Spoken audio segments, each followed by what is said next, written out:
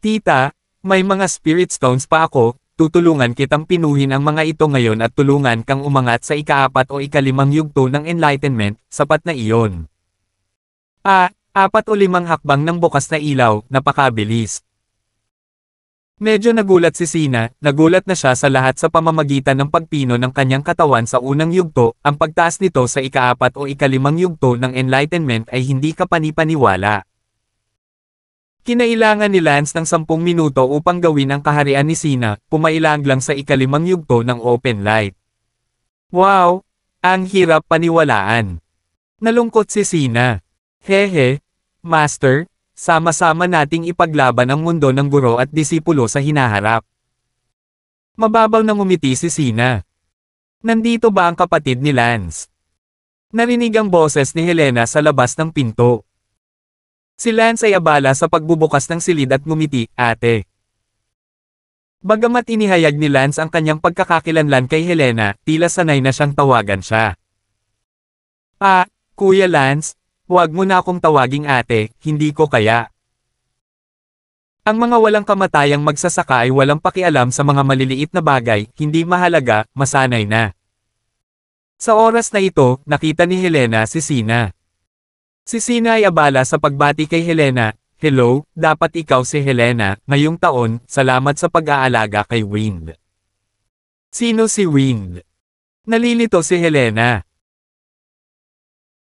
Sinabi ni Lance, ate, dahil alam mo na ang lahat tungkol sa aking pagkakakilanlan bilang isang Void Stepper, wala akong itatago sa iyo, ang tunay na pangalan ni Sina Lincoln ay Sina, isa rin siyang Void Stepper, at noong siya ay nasa Mortal Realm, siya ang asawa ng aking guro. Paano kaya yon?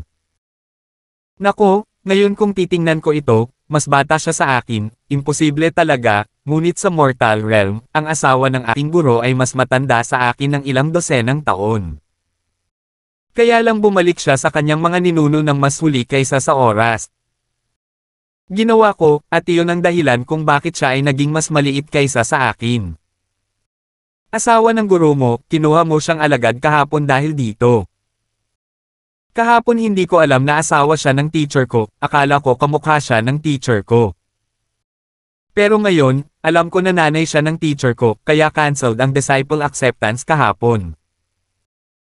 Gayunpaman, ang mga tao ng pamilya Lincoln, ang buong Heavenly Jewel City, sa kanilang mga puso, iniisip pa rin nila na si Sina Lincoln ay iyong apprentice.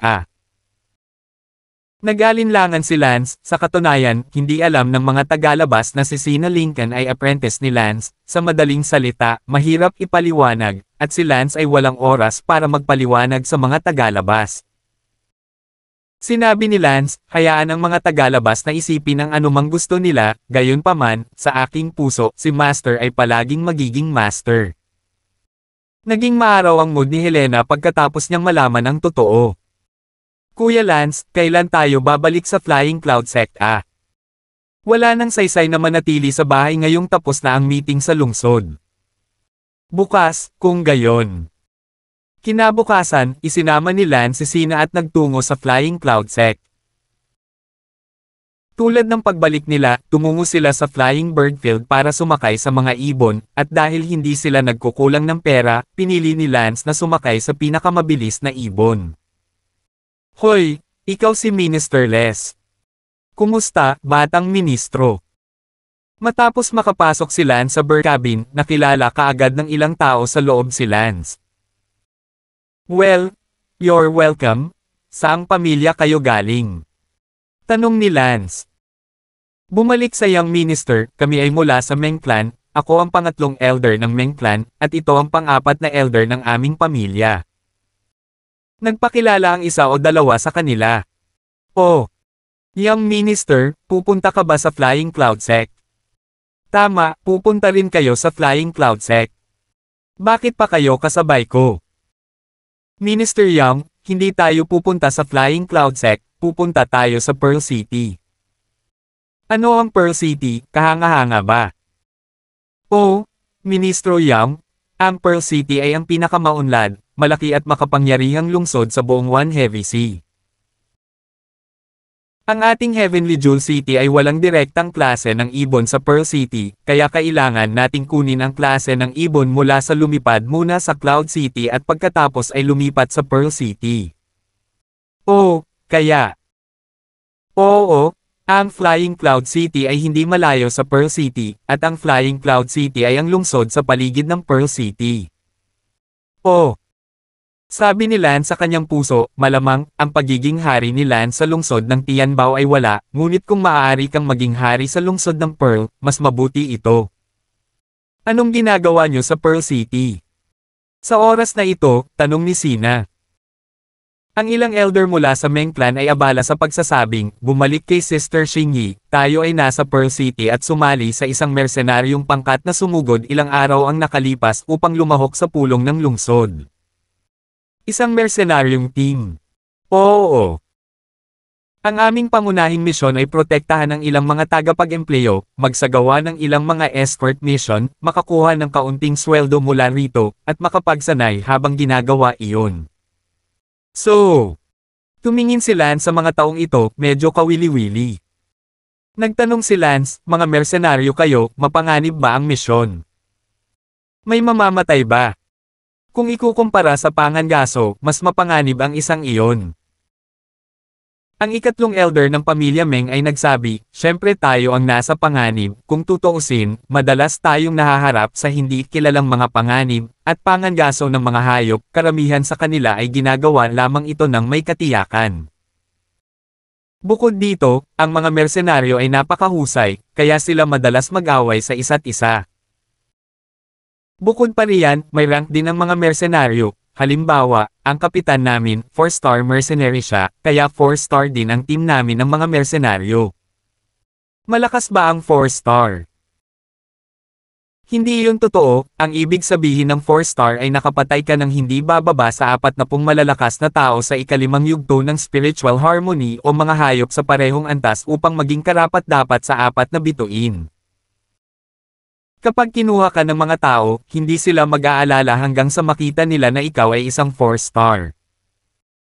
Ang panimulang presyo para sa aming mga 4-star mersenaryo ay hindi bababa sa 44 na baitang espiritong bato. Nakikita ko.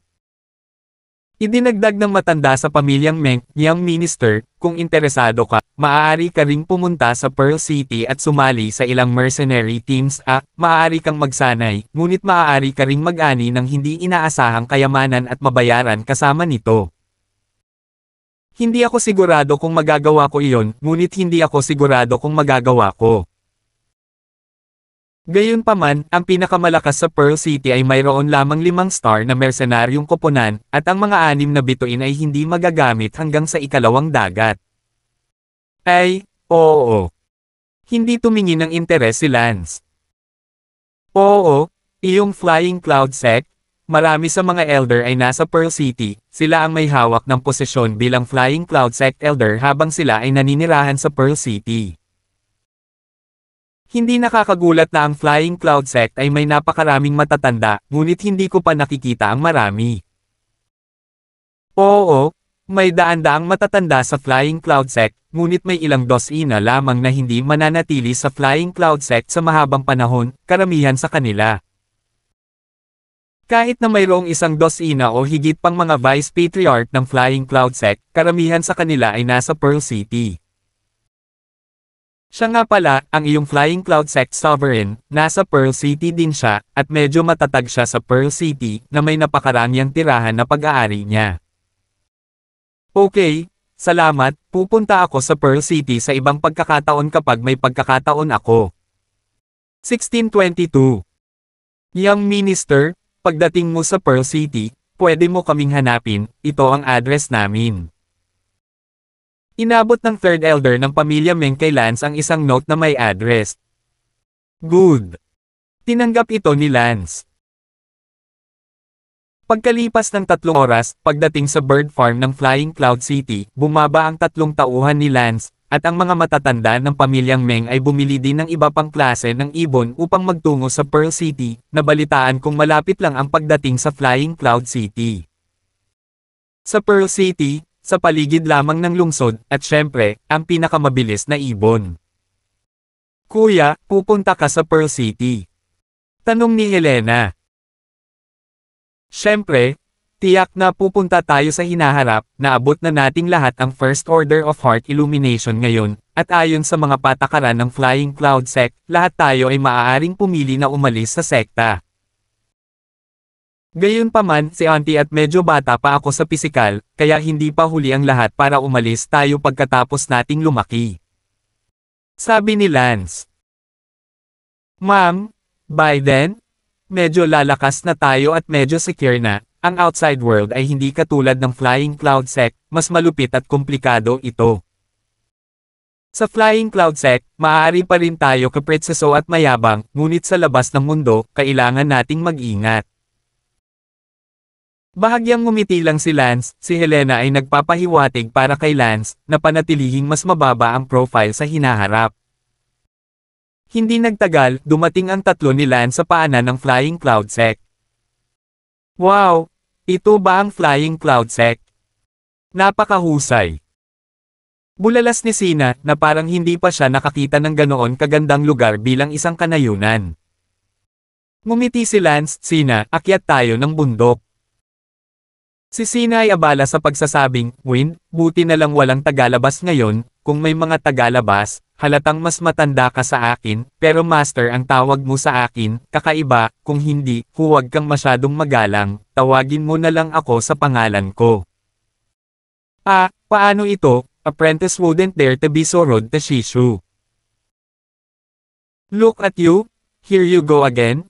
In the outside world, in the eyes of others I am your apprentice sige, tawagin mo na lang ako sa pangalan ko, kung hindi, hindi magandang palaging nakakatanggap ng kakaibang tingin mula sa iba. Ito. Pinunasan ni Lance ang malamig na pawis sa kanyang noo, mula noong bata pa siya, hindi pa niya direktang tinatawag ang pangalan ng kanyang guro, napakagulo ng henerasyong ito. Sinabi ni Helena, ang mga gawain ng mortal na kaharian ay mula sa iyong huling buhay, bakit hindi makulong sa kalagitnaan ng iyong huling buhay, ang mga walang kamatayang magsasaka ay hindi nakakulong sa maliliit na bagay. Ngumiti si Sina, tama, maaari mong tawagan si Sister Helena, bakit hindi mo na lang ako tawagin sa aking pangalan? Ah, ito naman? Auntie, bastos yan sa alagad ko. Manam. Tumanggaw si Sina, at pagkatapos ay umakyat silang tatlo sa Phaeon Sect. Siyempre, hindi pinayagan ng mga gatekeeper ng Phaeon Sect si Sina na makapasok. Tumigil ka, pakipakita ang iyong mga card ng pagkakakilanlan, ang mga tagalabas na walang mga card ng pagkakakilanlan ay hindi pinahihintulutang pumasok sa outer perimeter ng Flying Cloud Sect. Pa! Sinampal ni Lance ang alagad ng gatekeeper ng isang sampal. Ikaw, how dare you hit someone? Aso, makinig kang mabuti, ang pangalan ko ay Lance. Nagmura si Lance. Lance. Lance, ang una sa unang Order of Enlightenment ng Phaeon Sect. Ang pinuno ng Light Cloud Alliance. Ako ang matandang lalaki mo. Ngumuso si Lance.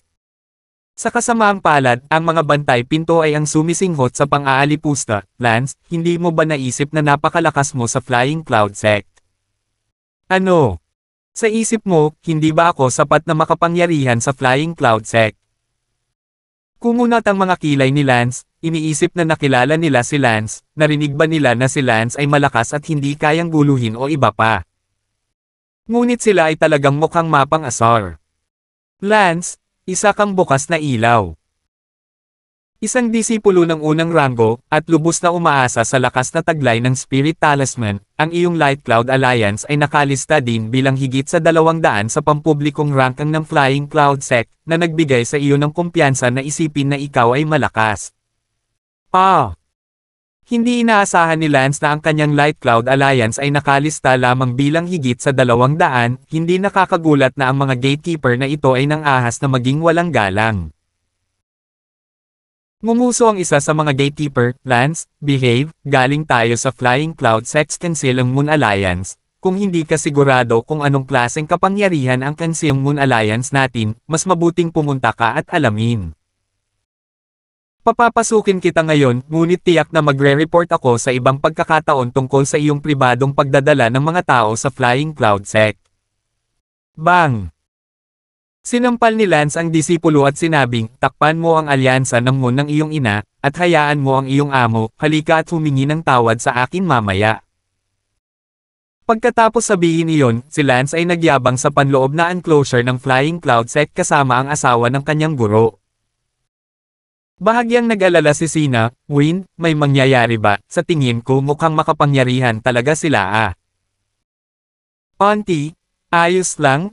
Hindi ko man lang ito makukuha sa isang Flying Cloud Sect, kaya hindi ba ako mag-aaksaya ng oras ko, Lance?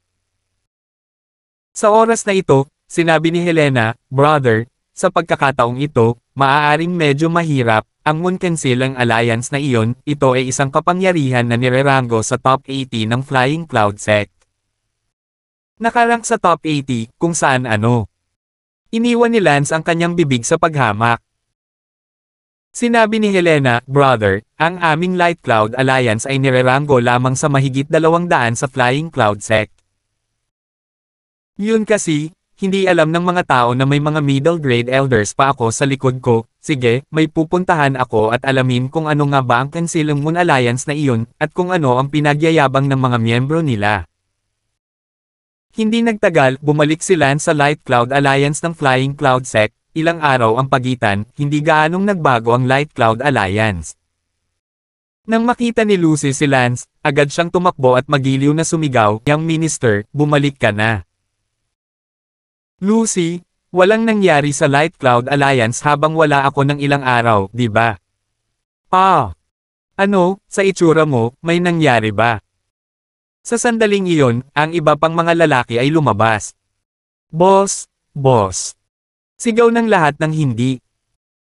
Laking gulat ni Sina nang makita niya ang napakaraming maliliit na kapatid, paano nila ito ginawang kamukha ng Grey Society. Boss, kumuha ka ng isa pang concubine Tumingin ang isa sa mga underling kay Sina at hindi malinaw na nagtanong. Sinampal ni Lance. Boss, Tumingin ang kababatang iyon kay Lance na puno ng paglala, kahit papaano ay sinampal. Nagbabala si Lance, kung maglakas loob kang nguyain muli ang iyong dila, puputulan ko ang iyong dila. Boss, I don't dare. Abala ang underling na iyon sa paghingi ng tawad. Sa katunayan, ito ay isang maliit na bagay lamang, si Lance ay hindi gaanong marahas, ngunit si Sina ay ang asawa ng guro ni Lance. Si Lance ay may labis na paggalang sa asawa ng kanyang guro, at ang asawa ng gurong ito ay ang kanyang bagong asawa, bagaman dahil sa kamangmangan, ngunit ginawa nito si Lance sa harap ng asawa ng kanyang guro at napahiya, nagsasalita ng walang iniisip, isang sampal talaga ang dapat ibigay. Si Sina ay abala sa pagngiti, lahat, hayaan mo akong magpakilala, ang pangalan ko ay Sina Lincoln, ako ang alagad na kinuha ng iyong amo. Hindi alintana ni Sina ang pagtrato sa kanya ng mga tagalabas bilang disipulo ni Lance, hindi pa banggitin ang pagiging isang hakbang na mas mababa sa katayuan ni Lance. Gayunpaman, hindi makayanan ni Lance na tumingin kay Sina at sinabing, Guro. Agad na pinutol ni Sina si Lance at sinabing, Guro, tawagin mo lang akong Sina, o disipulo. 1623. Pog. Bamantong hininga si Lance at tumalikod para pumunta sa silid sa likod. Dahil sa yin at yang ng araw na iyon, at ang katotohanan na si Sina ay naging mas maliit pa kaysa kay Lance, ang relasyon ay napakahirap pakitunguhan. Ang pagtawag sa isang batang babae na mas bata sa kanya ay mas tiryang, sa harap ng mga tagalabas, tiyak na kailangan tiisin ang mga kakaibang tingin ng mga tagalabas, at ang mga tagalabas ay taturo din sa kanyang likuran, talagang nakakainis ito. Gayunpaman, ang asawa ng isang guro ay asawa ng isang guro, kahit gaano pa siya tawagin sa kanyang mga labi, ang relasyong ito ay hindi magbabago, si Lance ay isa ring taong may moral bottom line. Sa sandaling pumasok si Lance sa likod na bulwagan, natuklasan niya na may kabaong sa likod na bulwagan, na nakaharap sa pintuan ng silid ni Lance. Galit na galit si Lance, at nang papasok pa lang siya sa pinto, nakita niyang hindi tama ang ekspresyon ni Lucy, kaya totoo na may malaking nangyari sa Light Cloud Alliance noong mga nakaraang araw na wala si Lance. Sino ang naglagay ng kabaong sa harap ng aking silid? Sigaw ni Lance. 12 ng mga lalaki ang nagbuhos sa likod na silid. Say! Sigaw ni Lance. Sinabi ni Lucy, niyang minister, ito ay isang lalaki na nagngangalang Master Zong mula sa Flying Cloud Sect. Sino si Master Zong? Nagsalubong ang mga kilay ni Lance, si Lance ay napakabaliw na tao, ngunit pinadalhan siya ng kabaong.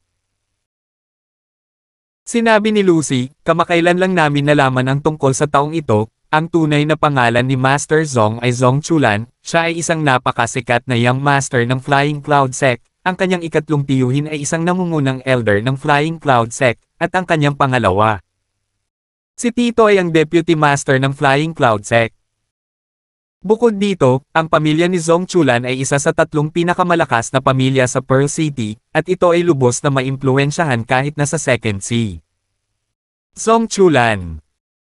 Sa unang pagkakataon na nakilala ni Lance ang taong ito ay nasa Flying Cloud Sect, ngunit mayroon siyang maraming backstage, dalawang tiyuhin, isang nangungunang elder at isang deputy sect master. Ang pinakamalakas na backstage ni Lance kung inalis mo ang kanyang kathang-isip na makapangyarihang background ng pamilya ay si Elder Quentin. Si Quentin ay isang mid-level na elder lamang, at kumpara sa ikatlong tiyuhin ni Zong Chulan, siya ay isang mahinang pagkain. Young minister, napansin mo ba na ang iyong mga tauhan ay mas kaunti? Sinulyapan ni Lance ang kanyang mga tauhan, ilang dosina na lang ang natitira sa kanya. Nasaan ang iba? Sinabi ni Lucy, Minister Young, na sinabi ni Zong Chulan na kung sino ang handang tumambay sa kanya, bibigyan niya ng doble ang buwanang allowance, kaya lahat ng mga tauhan mo ay makas, 12-dosenang na lang ang natitira. Ano? Young Minister, kailangan mong panindigan na si Chulan ay hindi madaling magalit, isa siya sa 4 na pinakamalakas na disipulo sa likod ng entablado sa Flying Cloud Sect. Sabi ng isang subordinate. Huminga ng malalim si Lance at nagtanong, bakit ako pinupuntirya ni Zong Chulan? Nasaktan ko ba siya? Hindi. Kung hindi, bakit siya pumunta para sirain ako? Minister Yang, yang Zong Chulan na yan, hindi ko alam kung saan ko narinig na napakayabang mo at nambubuli, kaya gusto kanyang tapakan. Sabi niya sa harap nating lahat na gusto kanyang tapakan para ikaw. Hindi maaaring gamulong at ipakita ang iyong orihinal na anyo. Talagang hinahanap niya si kamatayan. Galit na galit si Lance. Si Helena na nakatayo sa tabi niya ay mukhang nag-aalala, sa katunayan si Helena ay nag-aalala noon na isang araw na mangyayari ito, may isang malakas na lalaki na hindi magugustuhan si Lance at pagkatapos ay kumilos. Hindi talaga gusto si Lance at gumawa ng hakbang laban sa kanya, kaya lang, ang taong iyon ay hindi malakas na tao, isa siya sa 4 na malalakas na kabataan ng Flying Cloud Sect. Kung si Lance ay nanatiling mababang profile sa pagkakataong ito, ang Zong Chulan na iyon ay maaaring hindi dumating upang pukawin si Lance, dahil hindi niya minamaliit ang isang kalaban ng antas ni Lance. Ngunit si Lance ay masyadong mataas ang profile, kaya siya ay sa kanyang radar. Bilang pinakamalakas na young master, hindi siya sanay sa hitsura ng isang taong mas dominante kaysa sa kanya sa Flying Cloud Sect. Kinawayan ni Lance ang kanyang kamay at sinabihan ang 12-dosenang mga lalaki na lumabas muna. Matapos lumabas ang 12-dosenang mga underling na iyon, tanging si Lo, Lucy, Helena, at Sina ay 3 na ngayon. Kuya, anong gagawin? Akala ko masyado kang high profile noong nakaraan, pero ngayon okay lang, na-target ka ng totoong strong younger ng Feon Sect. Ngumisi si Lance, hindi na ba ako malakas na binata? Si Lucy ay abala sa pagsasabing, tama, naniniwala ako na ang tunay na batang ministro sa likod ng entablado ay mas malakas kaysa sa kanila. Si Lady Lucy ay lubos na naniniwala na si Lance ay mula sa Celestial Clan, sa kasamaang palad, si Helena lamang ang nakakaalam sa kanyang puso na iyon ay isang bluff lang, ngunit hindi ito sinira ni Helena. Tumingin si Lance kay Lucy at nagtanong, noong wala ako, hindi mo ginamit ang token ng iyong pamilya. Kung ginamit ni Lucy ang kanyang family token, baka mabluff siya tulad ni Elder Ripping. Mapait na sinabi ni Lucy, pasensya na, Ministro Young, si Zong Chulan na iyon, medyo may lakas siya, at hindi ko alam kung saan niya nakuha ang balita tungkol sa akin. Anong klaseng balita? Tungkol sa akin, nalaman niya na anak ako ng isang pangkaraniwang bata na hindi makakapasok sa pamilya Louie, at anak ng isang makasalanan na ang mga magulang ay nakulong dahil sa isang krimen sa pamilya. Ano? So, walang deterrent effect sa kanya ang identity ko. Si Sina ay abala sa pagtatanong, kung gayon, anong uri ng lakas si Chulan? Buksan ang ilaw ikapitong yugto. Napakalakas. Galit na galit si Lance. Itong anak na babae, naglakas loob na tumapak sa akin. Gayunpaman, kailangan kong aminin na, sa teorya, si Lance ay talagang hindi ma-provoke. Ito ba ay tinatawag na pagsipa sa bakal na plato? Gayunpaman, si Lance ay hindi isang taong magpapasakop sa pagkatalo. Sumigaw si Lance, may tao, ngayong gabi, kunin ang kabaong na ito at dalhin ito sa harap ng pintuan ni Zong Chulan at isulat dito ang pangalan ni Zong Chulan.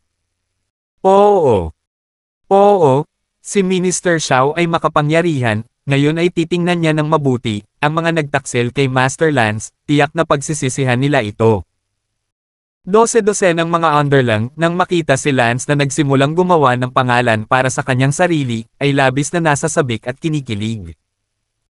Ngunit sa totoo lang, medyo depressed si Lance sa sandaling iyon, paano kung dumating ang tiyuhin ni Zong Chulan na iyon upang patayin si Lance, ano ang dapat niyang gawin? Ano man ang mangyari, hindi dapat mahina ang momentum ni Lance, kaya ang pagbabalik ng kabaong ay ang unang hakbang lamang sa counterattack. Pagkatapos nito, ito ay isang bagay na lamang ng isang hakbang sa isang pagkakataon at manalangin sa langit sa pagdaan. Tumayo si Lance sa kanyang silid, gustong-gusto niyang mahulog mula sa langit ang isang tumpok ng mga espiritong bato, para makasipsip siya ng husto sa loob ng 1 taon at kalahati, direktang pumailang lang sa Thunder Tribulation at Mahayana, at pagkatapos ay year-okon ang buong espiritu mundo sa ilalim ng kanyang mga paa, na Zong Chulan, halos tulad ng isang langgam. Sa kasamaang palad, ang lahat ay maaari lamang Kuya! Pumasok si Helena. Ate, ano ba? Kuya, hindi alam ni Lucy ang totoong background mo, pero alam ko, ano ang dapat nating gawin ngayon? Ang Zong Chulan na iyon, malinaw na sinusubukan kanyang tapakan. Kinagat ni Lance ang kanyang mga ngipin, ipapaalam ko sa kanya ang mga kahihinatnan ng pagtapak sa akin, na tila wala akong impluwensya. Pinaikit ni Helena ang kanyang mga mata, Kuya, walang tagalabas, kaya huwag kang magpanggap, wala talaga tayong kapangyarihan iniisip lang nina Lucy, Quentin Ping, Georgia, Norton at iba pa na sila. Yun nga lang, ang pinakamalakas nating backstage ay si Quentin Ping lang. Kuya, kung wala na talaga tayong choice, umalis muna tayo sa Flying Cloud Sect at pumunta sa Pearl City, at pagkatapos ay bumalik para alagaan siya kapag mas malakas na tayo, kasama ang iyong kakayahan, hindi ito magtatagal. Bakit hindi tayo umiwas ng tahimik ngayong gabi? Natatakot akong darating si Zong Chulan para hanapin ka kapag nalaman niyang bumalik ka sa Flying Cloud Sect, at ako natatakot ako na hindi na tayo makaalis. 1624. Ngumuso si Lance, hindi mo ba pinakinggan ang Lucy na iyon, na si Zong Chulan, ang kanyang pamilya ay isa sa 3 pinakamalakas na pamilya sa Pearl City, ang kapangyarihan ni Zong Chulan sa Pearl City ay mas malaki kaysa sa Flying Cloud Sect. Bukod dito, si Chulan ay isang open light 7th stage, matatakot ba ako sa kanya? Maliban kung hinahanap ako ng kanyang tiyuhin, hindi siya magiging banta sa akin. Ang paglalakad ay hindi solusyon sa isang kalaban na umalis sa Flying Cloud Sect. Maaari mong iwasan si Zong Chulan, ngunit maaari mo ring makatagpo sina Liu Chulan, Yang Chulan, at Song Chulan sa ibang mga lugar. Posible bang sa tuwing makakaharap ako ng taong naghahanap ng gulo, iniiwasan kong lumayo? Iyon. Sige. Huwag kang mag-alala, lalabanan ko ang Zong Chulan na iyon, may kapangyarihan siya sa likod niya, bagay niya iyon, ngunit sa likod ko, nangangahas ba silang siguraduhing wala akong kapangyarihan? Okay. Umalis si Helena sa silid ni Lance. Malamig ang mga mata ni Lance, si Zong Chulan, mamamatay na siya.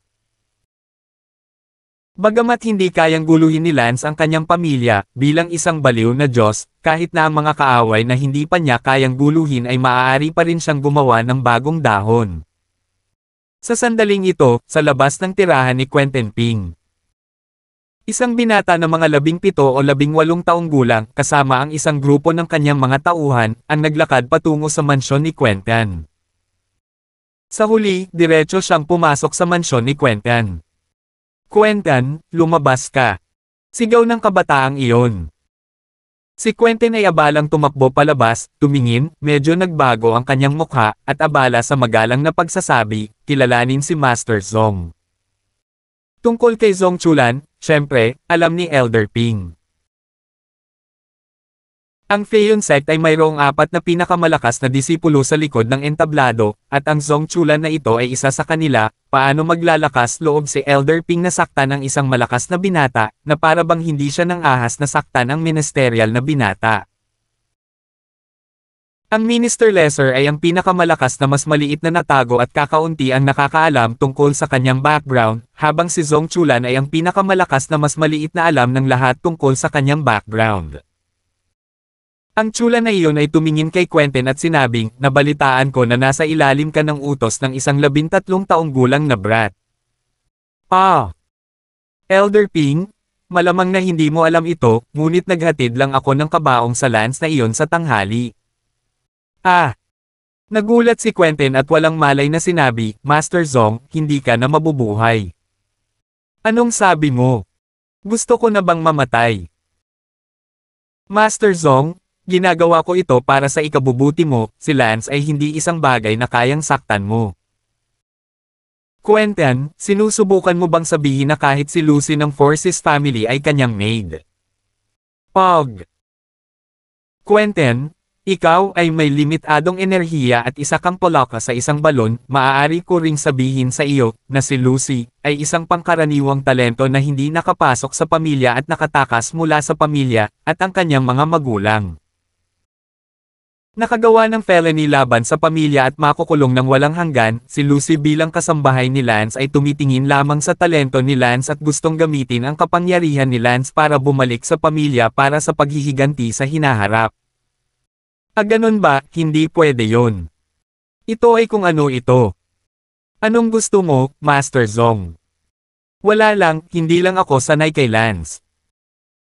Sa ating One Heavy Sea, mas kilala ko kung sino ang pinakamalakas na kabataan sa totoong immortal na pamilya, dahil ako ang kinatawan ng Young Master ng pinakamataas na pamilya sa One Heavy. Dagat. Sa kasamaang palad, sa aming bilog, walang taong tulad ni Lance.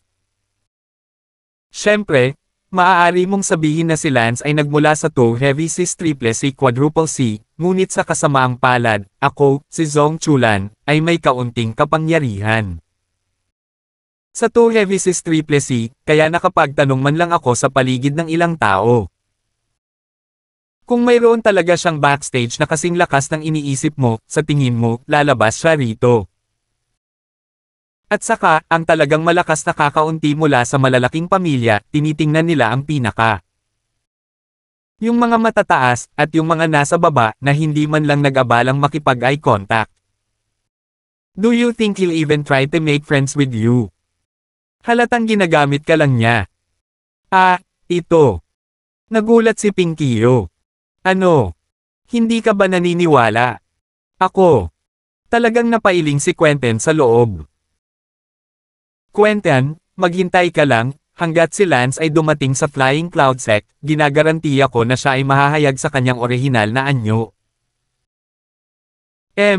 Isang kulay abo na seda, kahit na nangangahas na magpanggap bilang isang gwapo at mayamang matataas na uri. Pagkatapos sabihin iyon, lumayo si Zong Chulan na may mapang asar na single. Labis ang loob ni Elder Ping, ngunit hindi siya kumilos ng padalos-dalos, kaya palihim nating panoorin ang pakikipaglaban ni Zong Chulan kay Lance. Sa gabi, sa isang partikular na restaurant ng Flying Cloud Sect, sunod-sunod na dumating ang ilang tao sa restaurant. Ang restaurant na ito ay maaari lamang bisitahin ng mga taong nasa antas ng mga elder ng Flying Cloud Sect, at wala ni isa sa kanila ang mga elder na ipinakita ang kamahalan ng kanilang katayuan. Hahaha, nandito na pala kayo. Tumayo si Zong Chulan sabay tawa ng malakas. Ngayong gabi, inimbitahan ni Zong Chulan ang 3 pang malalakas na kabataan ng Flying Cloud Sect, na sina Haman, Lin Yu, at Rosen. Ang tatlong ito, kasama si Zhong Chulan, ay ang tunay, malalakas na kabataan ng Flying Cloud sect na hindi ang isa ay nang ahas na masaktan. Ang bunso sa kanila, si Rosen, ay isang babae, 13 taong gulang lamang, ang kanyang hitsura ay napakaganda, at si Rosen din ang may pinakamalaking background sa kanilang apat. Ang apat na malalakas na kabataan ng Feiyun sect, si Rosen ang pinuno. Sapagkat, ang lolo ni Rosen ay ang matandang patriarch ng Flying Cloud sect, syempre, ang background ng pamilya ni Rosen, hindi na kailangang banggitin, ay ganap na nadagdagan ang tatlo pang malalakas na kabataan. Ngayong gabi, nang matanggap nila ang piging ni Chulan, silang tatlo ay dumating, maliban na si Rosen ay lubhang nag-aatubili, dahil lamang sinabi sa kanya ni Chulan na maaari niyang sabihin sa kanya ang impormasyon tungkol sa maliit na puting dragon na nawala sa kanya. Master Zhong, Master Yu, Hammond. Ang tatlong kabataan ay tumawag sa isa't isa bilang paggalang. Sa wakas, tumingin si Zhong Chulan kay Rosen at ngumiti, Rosen. Sabi ng isang iyon, Zhong Chulan, sabi mo alam mo ang tungkol sa batang dragon na nawala sa akin noong isang taon, sabihin mo sa akin dali, nasaan ito? Zin, bakit ka ba nagmamadali? Tayong apat, ang Flying Cloud sect ay kilala bilang strong few, dapat mas marami tayong ipinagpalit sa isa't isa Sabi ni Zhong Chulan. Tama, tama. Ang dalawa pa, sina Hammond at Lin Yu, ay abala rin sa pagtango ng kanilang mga ulo.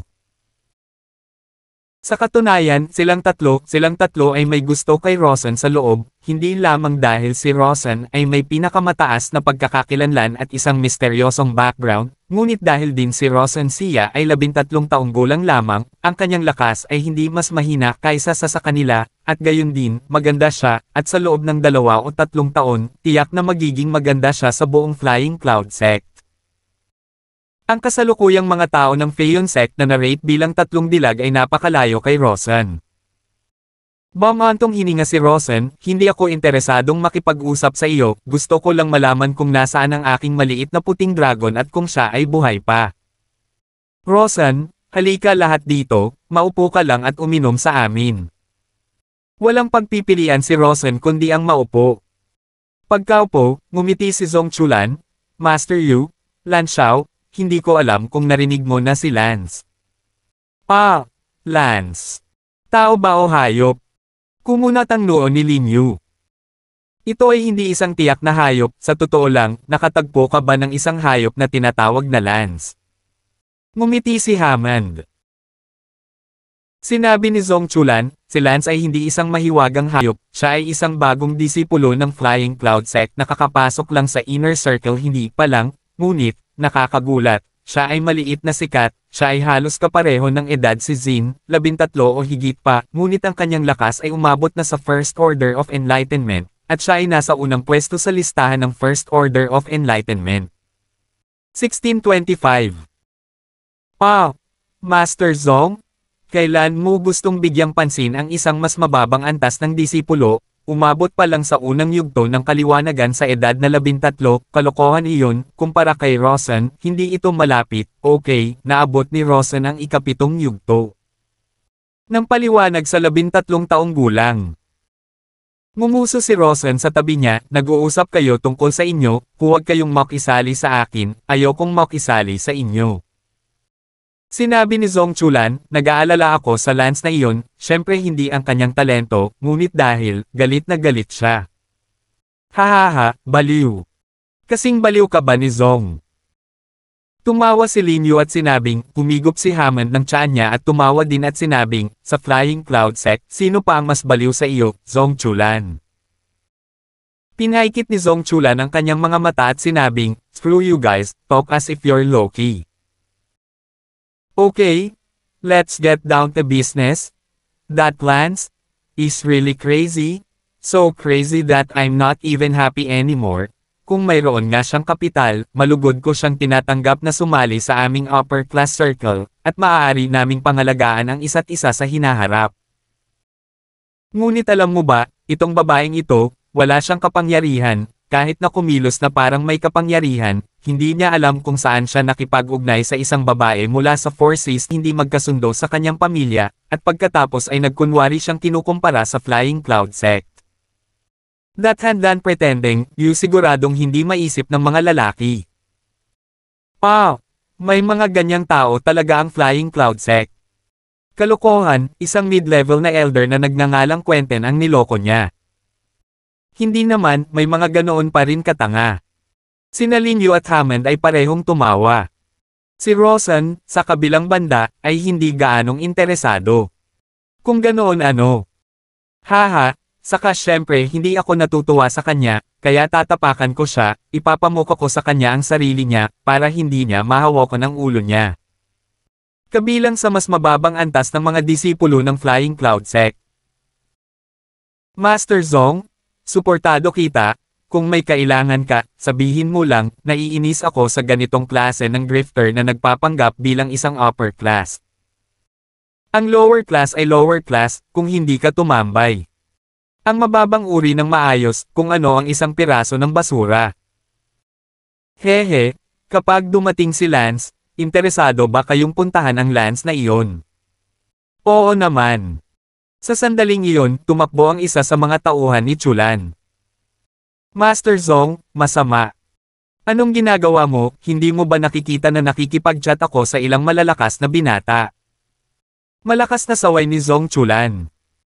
Master Zong, isang kabaong ang inilagay sa pasukan ng ating Chulan Alliance, at sa labas ng kabaong ay may nakasulat na bangkay ng Chulan sa puting pintura. Ano? Tumayo si Zong Chulan. Nagulat din sina Linyu at Hammond.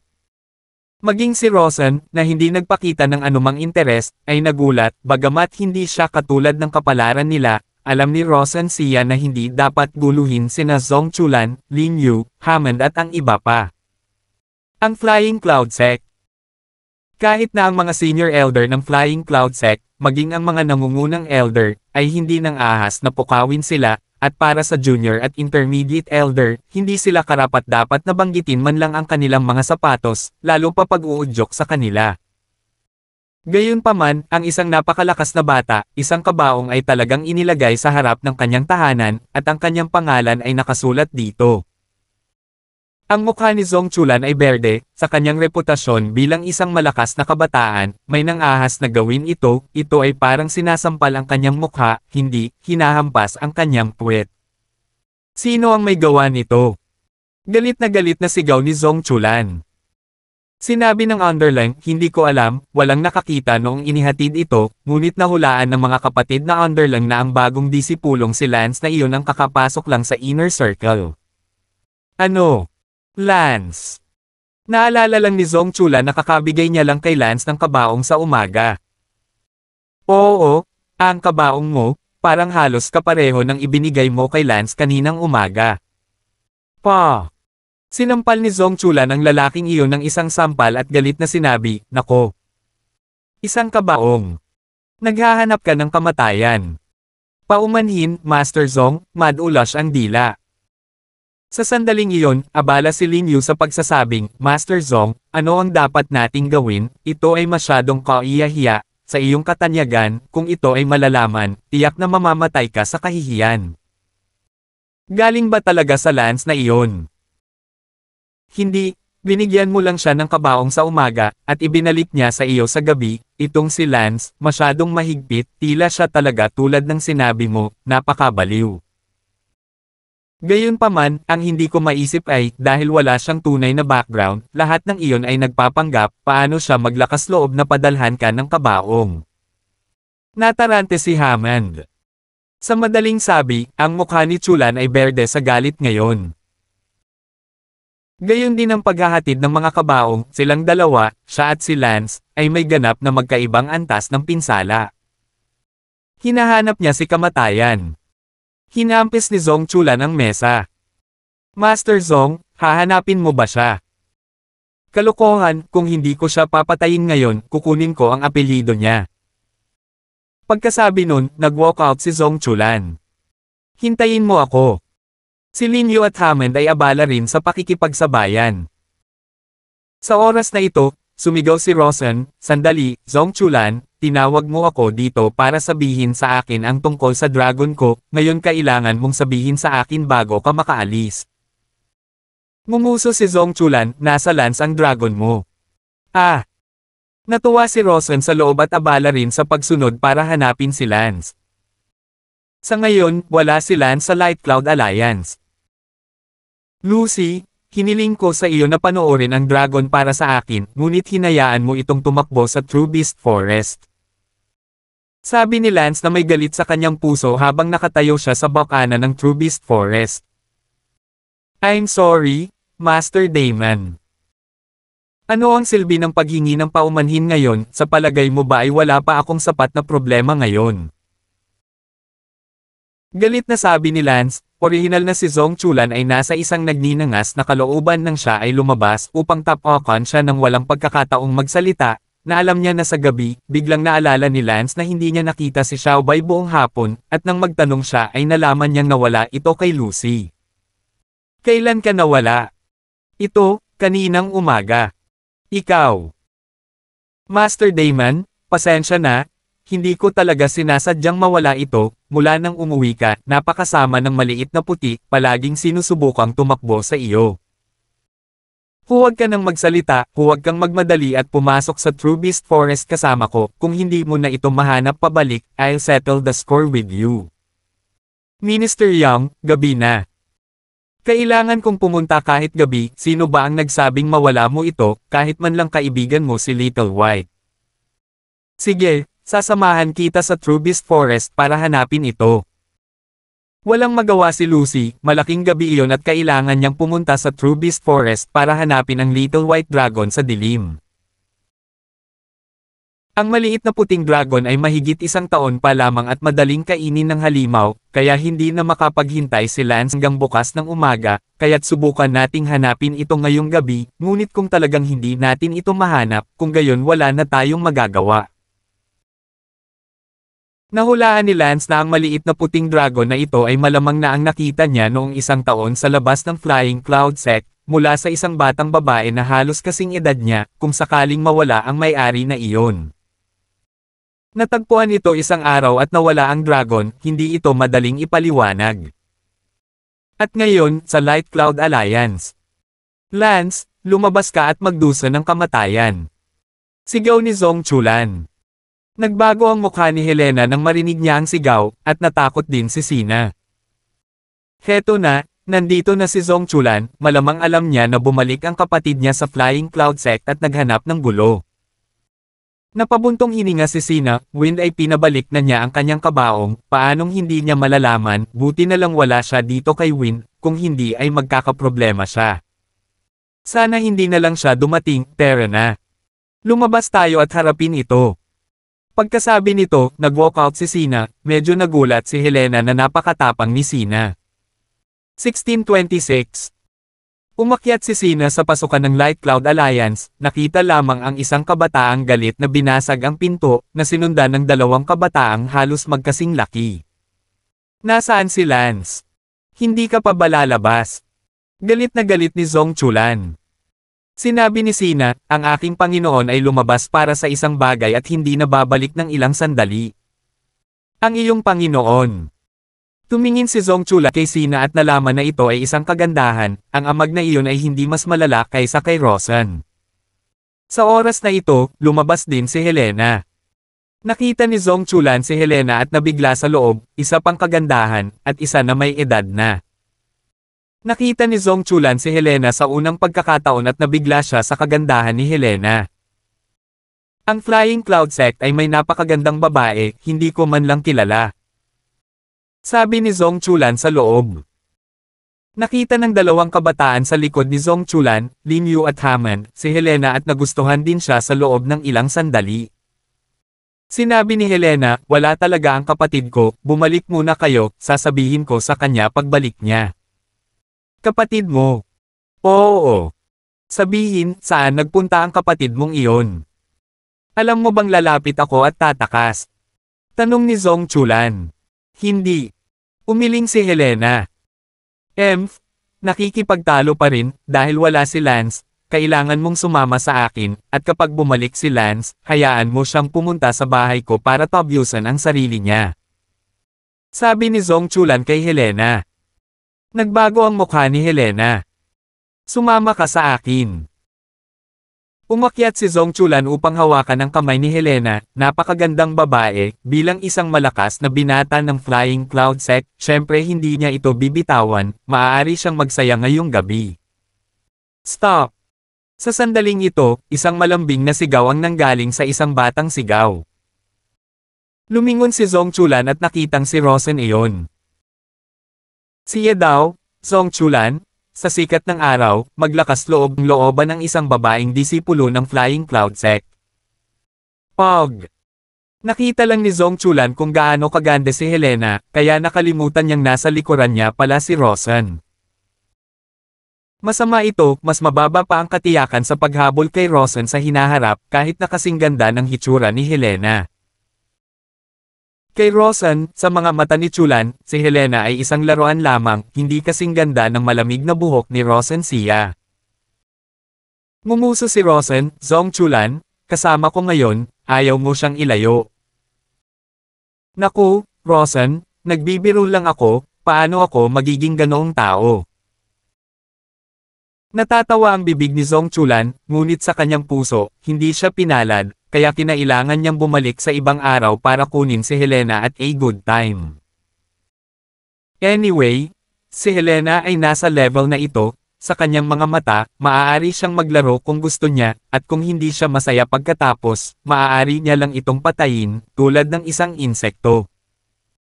Tumingin si Zhong Chulan kay Helena at nagtanong, talagang wala si Lance.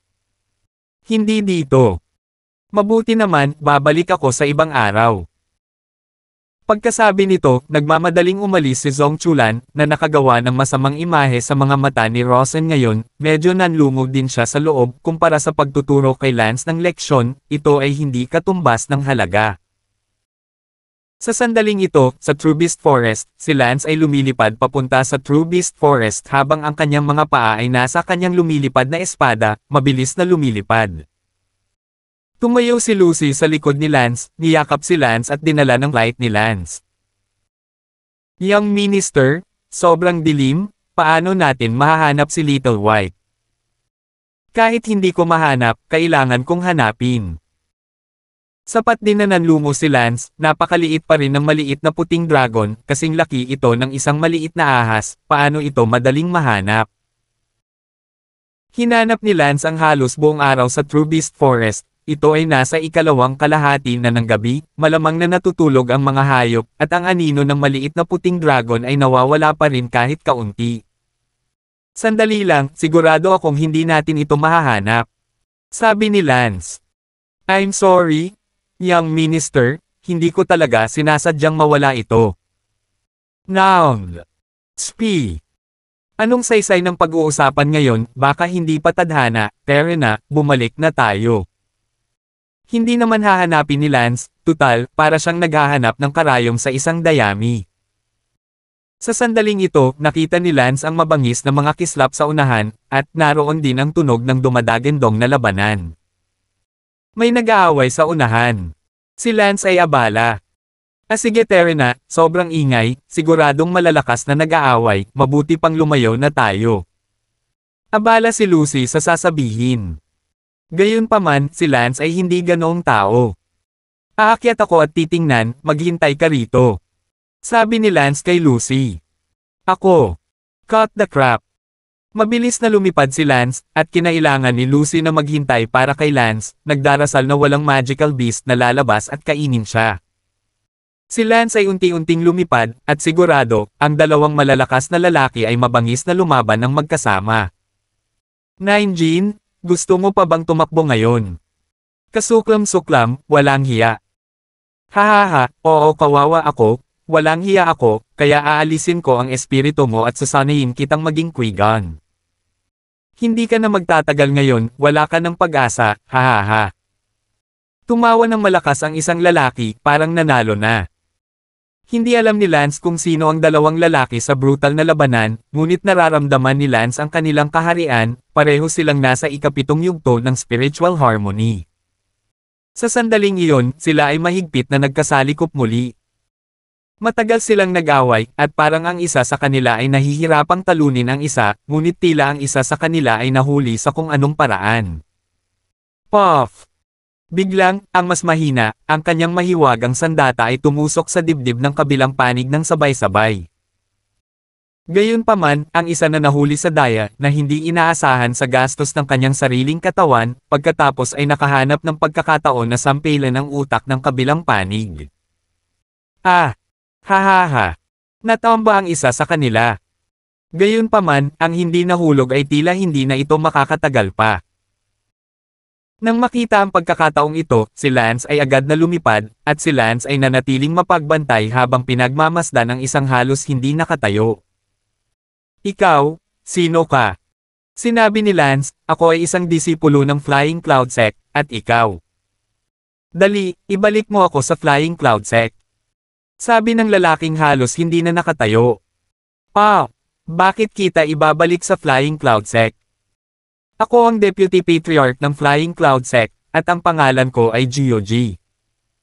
Ah, ikaw ang Deputy Sect Master ng Flying Cloud Sect.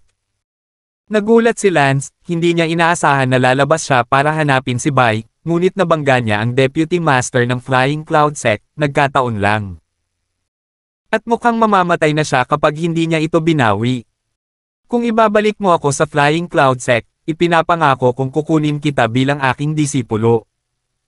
Sabi ni Vice Sect Master GOG na iyon. Nagtanong si Lance, sino muli itong nasa lupa? Kaaway ko siya noon pang maraming taon, pero hindi pa siya dapat patay, bilasan mo na at pugutan mo ang ulo niya, kung hindi, tapos na yan paggising niya. Sabi ni Vice Patriarch 9 Jeans. Nagtanong si Lance, hindi ka pa babuhay ngayon, bakit hindi ka umakyat at putulin mo ang iyong sarili? Bakit ang daming kalokohan, hindi sana ako pinagplanuhan niya kung pwede lang akong tumaga, 9 pounds na ako ang 5th ranking Vice Patriarch ng Flying Cloud Sect. Kung hindi ako aksidenteng nahulog sa isang bitag, siya sana ang kalaban ko. Ang 5th ranking Vice Patriarch, Hinaplos ni Lance ang kanyang baba, hindi alam kung ano ang kanyang binabalak. Hindi magandang tao si Lance para iligtas niya ang isang tao maliban kung may lubos na benepisyo.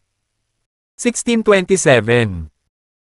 Saglit na nag-isip si Lance, mas mabuting putulin muna ang walang malay na lalaki sa lupa, huwag mo nang hintayin na magising siya at pagkatapos ay wala na siyang magagawa. Path! Madaling napatay ni Lance ang lalaki sa lupa. Phew! Nag-on din ang loob ng Vice Patriarch na iyon, ngayon kahit hindi na siya bumalik sa Flying Cloud Sect, unti-unti pa rin niyang nababawi ang kanyang katawan. Tanong ni Lance, Vice Patriarch, ngayon ko lang narinig ang namatay na lalaking ito na nagsabi na gusto kanyang sanayin sa isang uri ng koi na bangkay, ano ang ibig sabihin nito? Nagalit ang Vice Patriarch na iyon nang marinig niya ang tungkol sa bangkay ng koi at sinabing, itong anak na babae, kung hindi ako lumaban hanggang sa huling subo ng aking dugong asensya, sinanay niya ako na maging isang bangkay ng koi, buti na lang, isang hakbang na lang ang kulang para hayaan siyang tumagos ang kanyang mental energy sa utak ko, kung hindi. Isang malamig na pawis ang lumitaw sa noo ng Vice Patriarch na iyon, anong lapit na tawag, anong pakiramdam ng kaligtasan mula sa mga patay. Sa sandaling iyon, sinubukang idiin ng kamay ni Lance ang ulo ng Vice Patriarch, at pagkatapos ay nagtanong, Vice Patriarch, ang ibig mo bang sabihin ay na-miss ng lalaki ang pagpasok ng kanyang mental energy sa iyong utak sa isang hakbang lang, at pagkatapos ay maaari na niyang sinanay na bakita para maging Quick Corpse. Kaya kung tatapusin ko ang huling hakbang para sa lalaking ngayon ko lang nakilala at ipasok ang diwa ko sa utak mo, magiging Quick Corpse ka ba? Nag-react lang ang Vice Patriarch na iyon nang marinig niya ang boses ni Lance. Ikaw, Vice Patriarch, hindi mo pa sinasagot ang mga salita ko. Sabi ni Lance. Sa sandaling ito, berde ang mukha ni Vice Patriarch Eugene, hindi niya inasahan na ang isang disipulo sa Enlightenment stage ay magkakaroon ng ganoong kabagsik na puso, huwag mag-isip ng ganoong kaisipan. Galit na sinabi ng Vice Patriarch, munting bata, huwag mong hanapin ang kamatayan, kung mabuti kang ibalik ako sa Flying Cloud Sect, tiyak na gagantihan kita, kung mayroon kang magulo na pag-iisip, mamamatay kang kaawa-awa. Kamatayan. Ngumiti si Lance, huwag mo akong takutin, napakalupit ng mundo, dahil isang hakbang na lang ang layo ko sa pagsasanay sa iyo na maging isang koy na bangkay, bakit hindi ko subukan, kung ikaw ay magiging koy na bangkay, hindi mas malakas ako sa Flying Cloud Sect. Kung tungkol sa reward mo, wala akong pakialam. Anak, huwag mong hamanin ang pasensya ko. Che, kung may pasensya ka pa, sana tinadtad mo na ako hanggang mamatay, bakit ang dami mong beep sa akin? Hindi matiis ang galit ni Vice Patriarch Jian, kahit isang child cultivator ay napakalupit. Hindi mo talaga alam kung paano mamuhay, isa kang Griffin of Enlightenment, alam mo ba kung ano ang spirit infiltration? Ngumisi ang Vice Patriarch, tila medyo naka-relax, nasa enlightenment stage pa lang si Lance, tiyak na hindi. Hahaha, hindi mo na kailangang mag-alala tungkol dito, halika na, maging koi corpse ko. Pagkasabi noon, biglang ibinuhos ni Lance ang kanyang mental energy sa utak ni Vice Patriarch 9 Catties. Gaya ng inaasahan, ang utak ni Vice Patriarch 9 Jats, na parang inihanda na ang pandikit, ay agad na bomb-alot sa 9 Jats sa sandaling bumuhos ang espiritual na enerhiya ni Lance, na bumabalot sa espiritual na enerhiya ni Lance. Agad na naunawaan ni Lance kung ano ang koy na bangkay, ito ay isang papel lamang. Ang espiritu ni Lance ay bumabalot sa espiritu ng kabilang partido, at ang kabilang partido ay ganap na napapailalim kay Lance, na maaaring mag-utos sa kanya na gawin ang anumang bagay, kabilang ang pagpapakamatay. Siyempre, umiral pa rin ang espiritu ng kabilang partido, halos kapareho ng dati, ang pagkakaiba lang ay nasa ilalim ng kontrol ni Lance ang kabilang partido. Binitiwan ni Lance ang Vice Patriarch, pagkatapos, ang buong katawan ng Vice Patriarch ay bumagsak sa lupa at nawala ng malay. Dahil nababalot lang ang kanyang utak sa mental energy ni Lance, hindi siya naka-adapt, tulad ng computer na nag-crash at kailangang i-on at i-restart. Nang magising ang Vice Patriarch, tuluyan na siyang napalitan ng koy na bangkay ni Lance. Hahaha. Tumawa si Lance, hindi inaasahan na nakakuha ng ganoong kalaking kalamangan. Ang pamamaraang ito ng pagpino ng bangkay ng koy ay hindi rin kilala, ngunit sa kasamaang palad, ito ay nakabukas lang. Napatay ang mga tao, kung hindi, maaari pa ring gawing koy na bangkay ni Lance ang ibang tao. Siyempre, medyo tadyang din ito. Walang saysay na gawing koy na bangkay ang isang taong mas mahina kaysa sa sarili, mas malakas at hindi kayang lumaban. At hindi makapagsanay. Wala nang masyadong pakialam si Lance, buhat-buhat ang Vice Patriarch na iyon sa kanyang likod at bumalik sa lugar kung saan nakatago si Lucy. Lucy! Young Minister, bumalik ka na. Manam! Hoy, sinong dala mo? Hindi rin sinabi ni Lance ang totoo, tutal bata pa si Lucy, kaya huwag mo siyang iparamdam sa kanya na masyadong malupit para maramdaman ang sarili. Sinabi ni Lance, siya ang aking subordinate. Anong ibig mong sabihin? Isa sa mga taong nakipag-away lang sa harap ko, isa sa kanila ay si Flying Cloud Sect's Vice Patriarch GUG, nagkataon na nasa ilalim siya ng utos ko, hindi ko inaasahan na nagkataon lang pala, kaya nailigtas ko siya. Ano ang sinabi mo?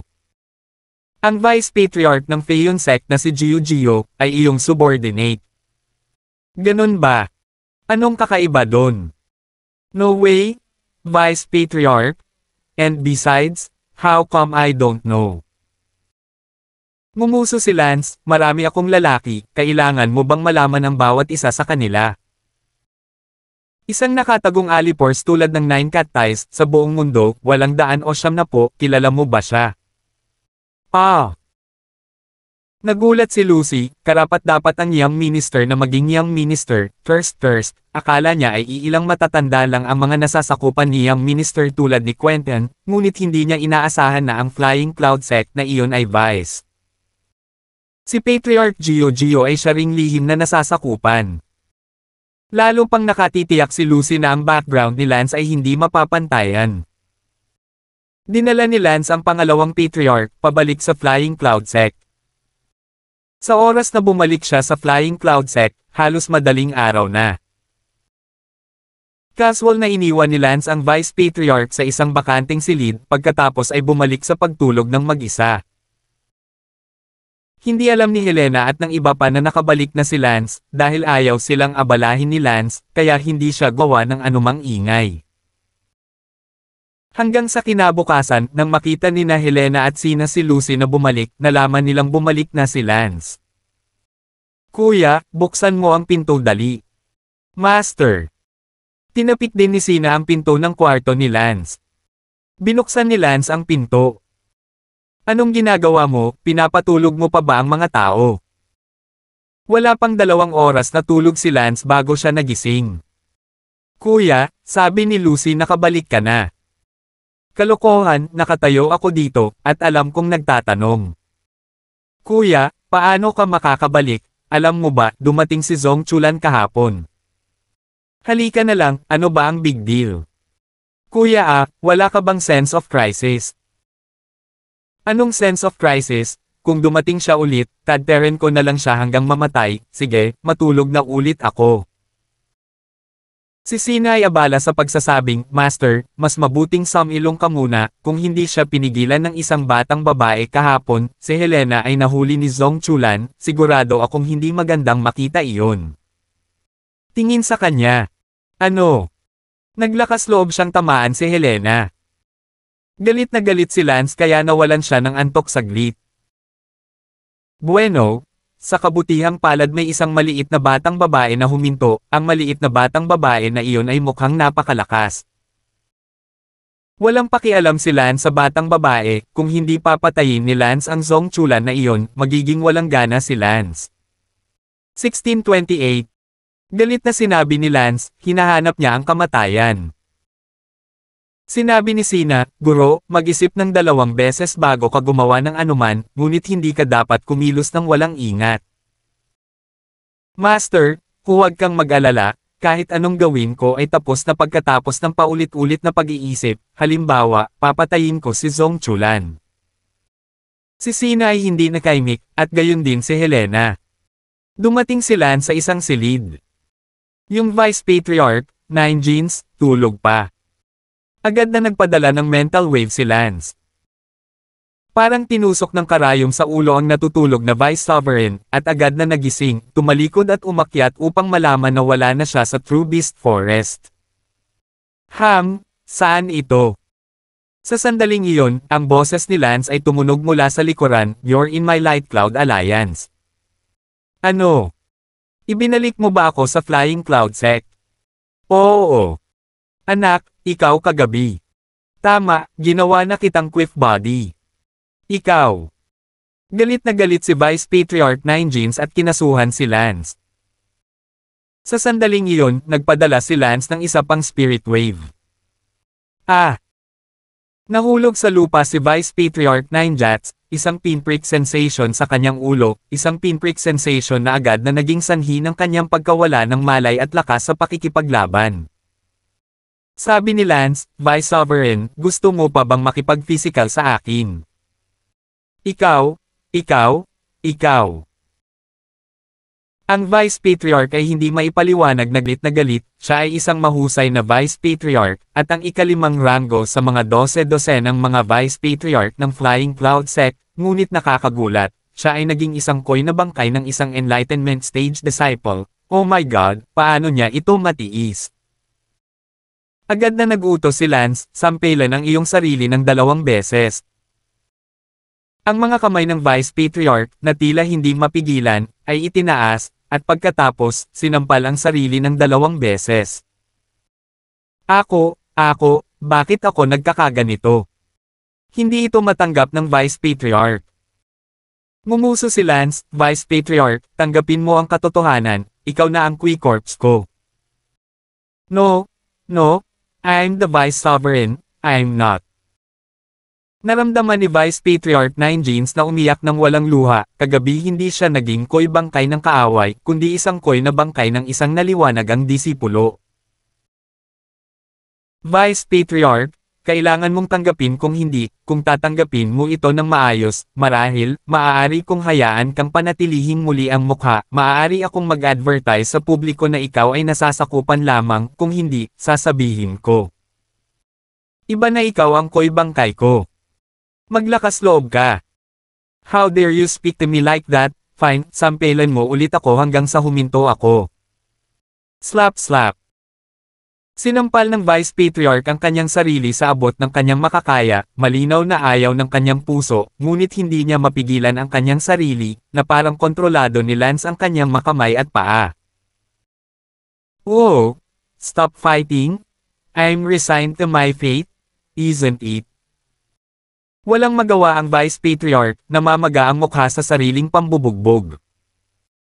Well, then, I'll give you face and advertise to the outside world that you are my subordinate. Hindi kumibo ang Vice Patriarch, pumayag, ang kanyang mukha ay nakakamatay na mapatla. Sinabi ni Lance, Vice Patriarch, huwag kang masyadong magmukhang depressed, walang masama kung ikaw ay subordinate ko. Sige, may aasikasuhin ako, ang pangalan niya ay Chulan, ano ang alam mo tungkol sa kanya? Chulan. Paano ka napunta sa kanyang masamang panig? Sagutin mo ako ng diretso, ano ang alam mo tungkol sa kanya? May 2 tiyuhin daw siya sa Flying Cloud Sect, isa ang top elder ng Flying Cloud Sect at ang isa naman ay ang deputy sect master ng Flying Cloud Sect. Tama, ang kanyang pangalawang tiyuhin ay ang deputy sect master ng Flying Cloud Sect na ika-8 sa Flying Cloud Sect. Ibig sabihin, hindi kasing galing mo ang pangalawang tiyuhin niya sa Flying Cloud Sect. Oo. Bueno, mabuti iyon.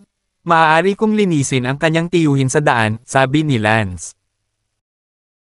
Nanginig sa loob si Vice Patriarch 9 Gio, si Lance ay isang taong hindi man lang marunong maglarawan.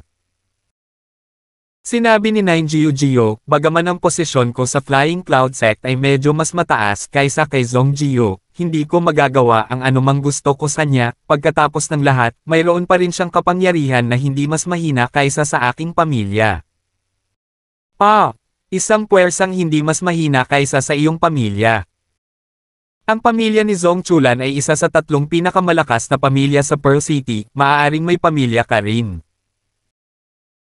Kalokohan, ang pamilya ko ay isa rin sa 3 pinakamalakas na pamilya sa Pearl City, at ang pamilya Zong ay hindi mas mahina kaysa sa aming 9 na pamilya, kaya kung gusto mong patayin ko si Zong Gio, huwag mo nang isipin iyon. Sinabi ni Lance, sa tingin mo ba, ikaw ang may hawak ng iyong mga aksyon? Kung utusan mo akong patayin siya, baka hindi ko siya mapatay, pero at least may pagkakataon siyang makatakas sa harap ko.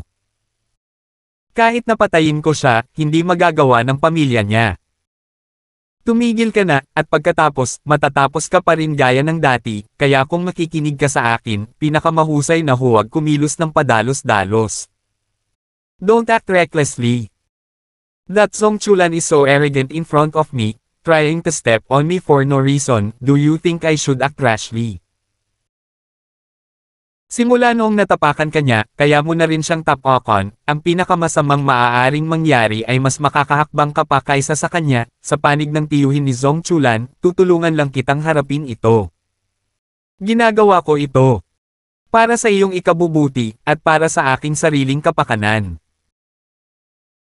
Napag-isipan ito ni Lance, mabuti, talagang walang kabuluhan ang pagpatay kay Zong Chulan sa murang halaga, bukod pa, hindi madaling harapin ang panig ng pamilya Zong sa Pearl City, kaya bakit hindi huminto sandali, at pagkatapos ay hindi mo kailangang mag-alala tungkol sa kapangyarihan ng pamilya Zong sa hinaharap, tatapakan siya ni Lance hanggang sa mamatay.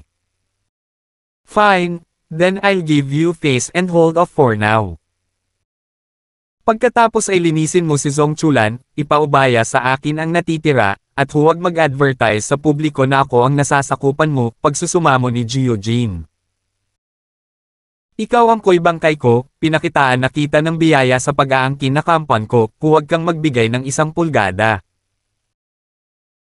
Kung inaangkin mo na ako ang iyong kamag-anak, natatakot ako na hindi ito makakabuti sa iyo. Ang aking pamilya ay isa man lang sa 3 pinakamalakas na pamilya sa Pearl City, hindi ako walang katayuan sa aking pamilya, kung alam talaga ng pamilya ko, siguradong lalapit sa iyo para intindihin mo yung sitwasyon, that time sure ka bang makokontrol mo yung sitwasyon. Sinabi ni Lance, alam mo ba kung bakit Qui Corpses ang tawag sa Qui Corpses at hindi Qui Men? Dahil, Kung mamamatay ako, mamamatay ka rin, kaya tinawag na Qui Corpses. Count me as begging you, okay? Kung gusto mo pang makipagtulungan ng maayos, just give me some face. Hahaha, dahil maganda ang ugali mo, bibigyan kita ng ganitong mukha, hindi ko may advertise na ikaw ang subordinate ko, pero simula ngayon, dapat mo na akong tawagin bilang Yang Man o Yang Tang. Sige.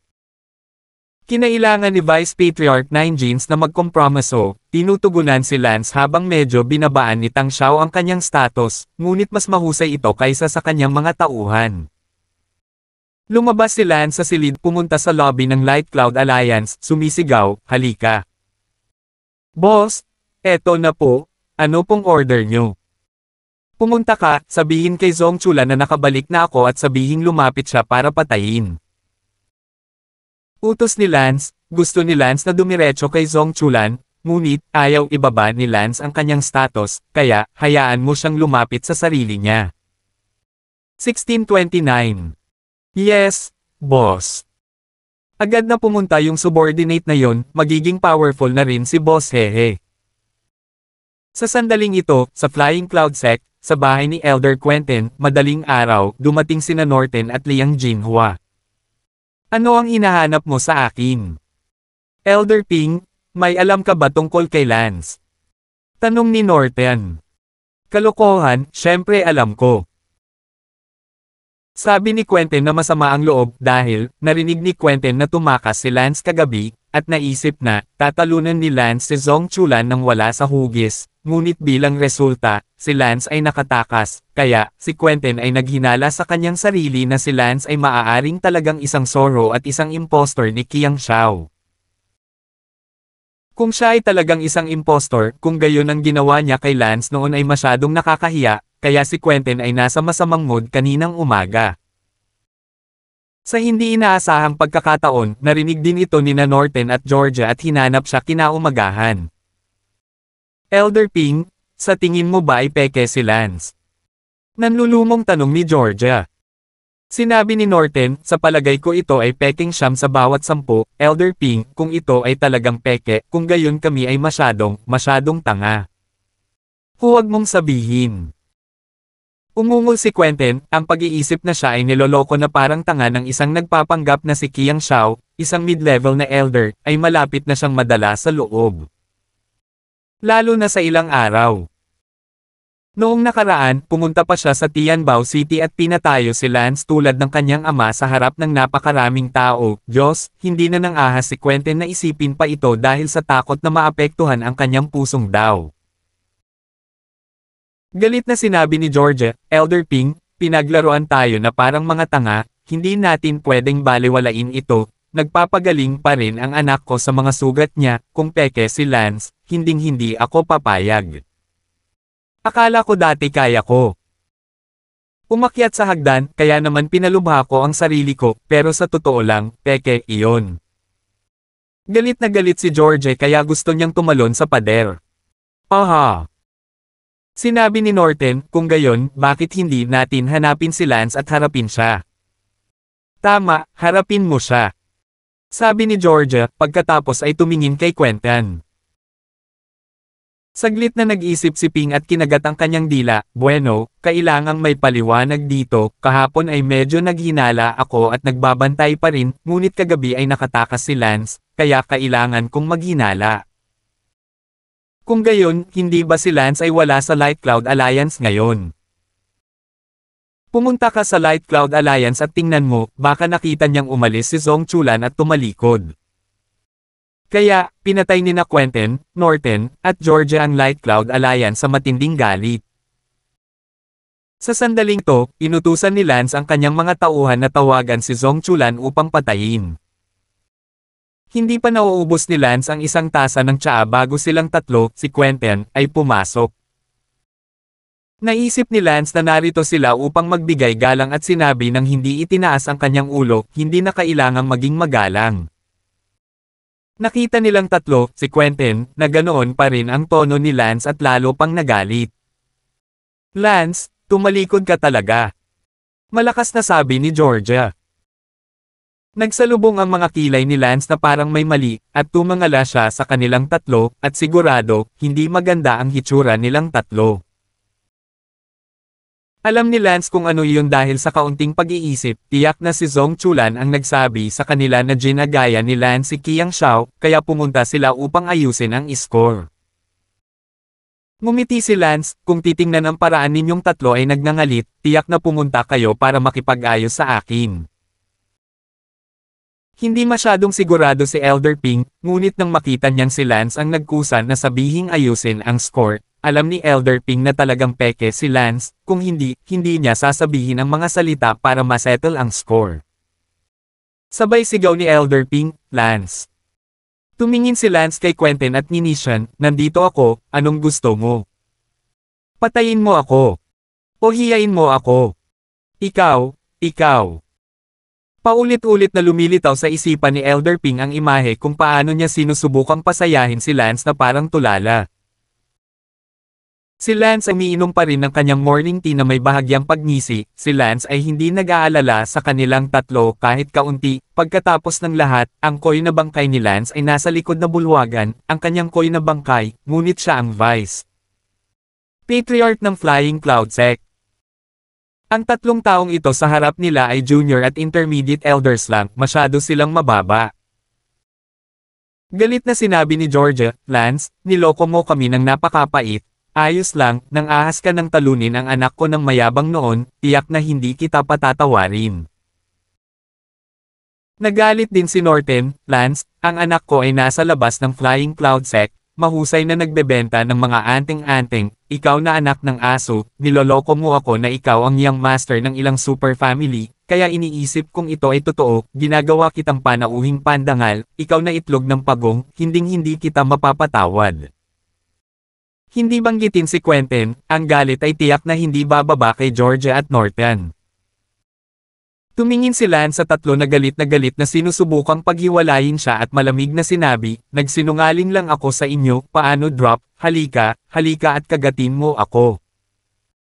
Lance, hindi ka mabubuhay sa sarili mong mga kasalanan. Nakita ni Quentin na nang ahas pa rin si Lance na maging napakayabang. Ha. Tumawa ng malakas si Lance, hindi ko akalain na magkakasama silang tatlo para manggulo ngayon. Sinabi ni Georgia, Elder Ping, ayusin mo siya, kung hindi, maaapektuhan ang puso natin ng daw. Si Norton ay abala na tumango, oo, tayong tatlo ay hindi magagawang ituloy ang Flying Cloud Sect kung sisirain natin siya. Ngumuso si Elder Ping, kailangan mo bang sabihin iyan? Itinaas ni Elder Ping ang kanyang palad at kinagat ang kanyang mga ngipin, Lance, pumunta ka sa impyerno. Sa sandaling ito, isang boses ang nagmula sa likod na bulwagan, Master Damon.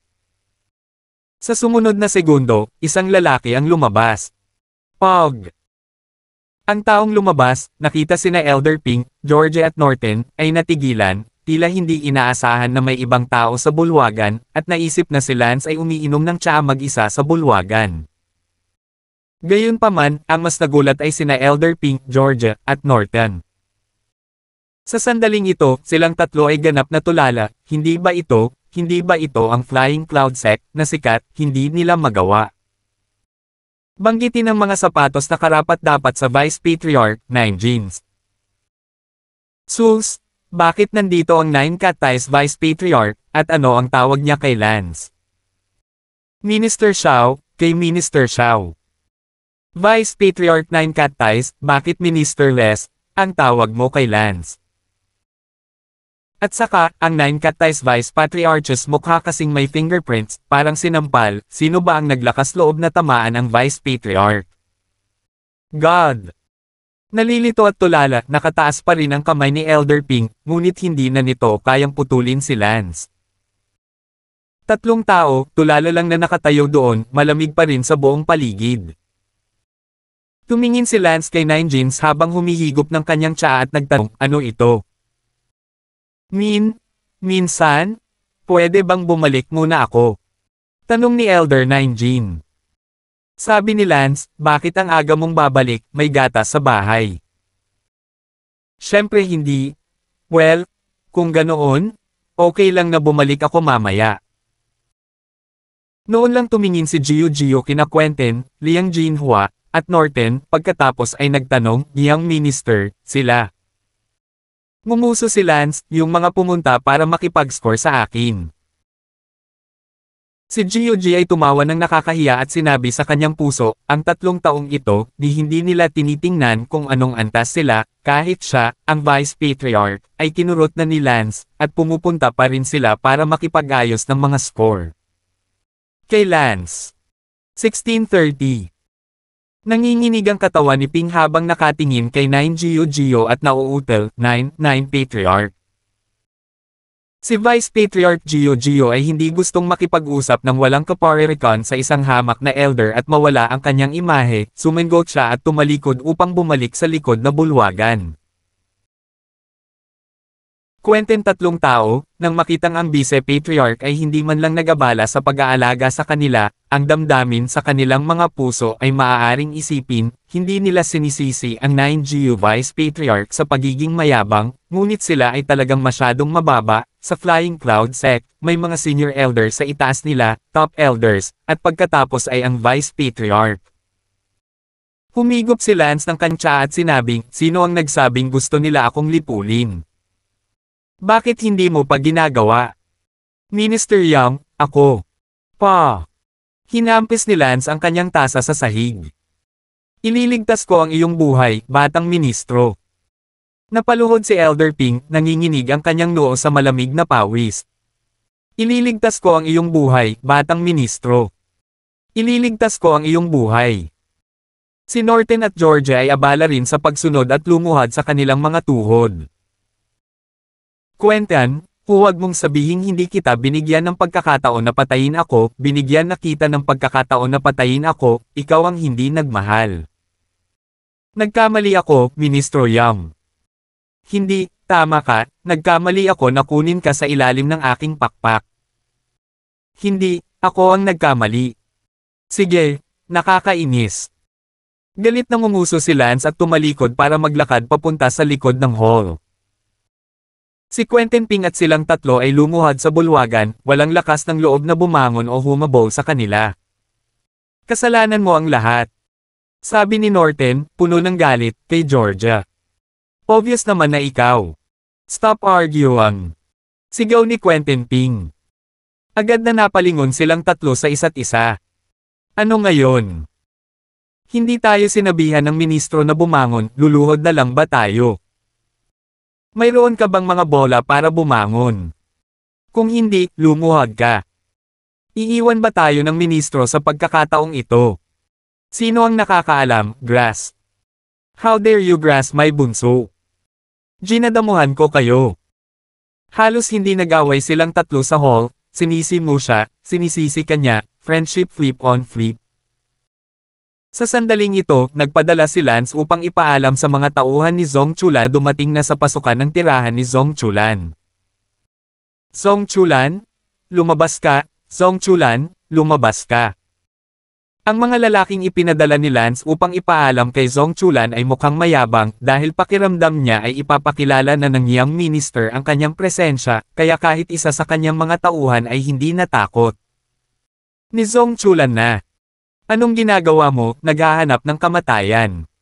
Naglakad palabas si Zhong Chulan. Sinabi ng isa sa mga tauhan ni Lance, Zhong Chulan, may ipaalam sa iyo. Ang 3 salitang Zhong Chulan din ba ay matatawag mo? Sigaw ng isa sa mga tagasunod ni Zhong Chulan. Bamantong hininga ang alipors ni Lance, magiging makapangyarihan ang aming amo, at hindi ninyo ako papalugdan ng maayos para makabalik ako at makiusap sa amo, ngunit sinisigawan mo pa rin ako. Fuck! Alin ang amo mo? Sino sa Feon Clan ang naglakas loob na tawagin ang sarili niyang boss sa harap ng ating young master na si Zhong? Gusto ko itong makita. Sabi ng tagasunod ni Zhong Chulan. Ungol ng alipors ni Lance, makinig ka, ang pangalan ng ating pinakamatandang daay Lance. Ano, Lance? Namula rin ang mukha ni Zhong Chulan, ipapadala na sana niya ang kanyang mga tauhan para hanapin si Lance, ngunit hindi niya inaasahan na ang mga tauhan ni Lance ay tatakbo sa pinto at sumisigaw. Oo, Pinadala ako ng boss namin para sabihin kay Zong Chulan na nakabalik na siya at gusto niyang pumunta ka sa Light Cloud Alliance para makaranas ng kamatayan ngayon din. Mayabang na sabi ng matauhan ni Lance. Ang mukha ni Zong Chulan ay sobrang pangit, si Lance mismo ay nasa problema, at ang kanyang mga tauhan ay nang-ahas na maging walang galang sa kanila. Lance, he's back. Malamig ang mukha ni Zong Chulan. Tama, matagal ka nang hinihintay ng boss namin, kaya hatid na kita agad. Pagkatapos sabihin iyon, umalis ang mga tauhan ni Lance. Ang sidekick ni Zong Chulan ay abala sa pagsasabing, Master Zong, hayaan mo akong bigyan ng magandang pambubugbog itong lalaking ito ng Lance.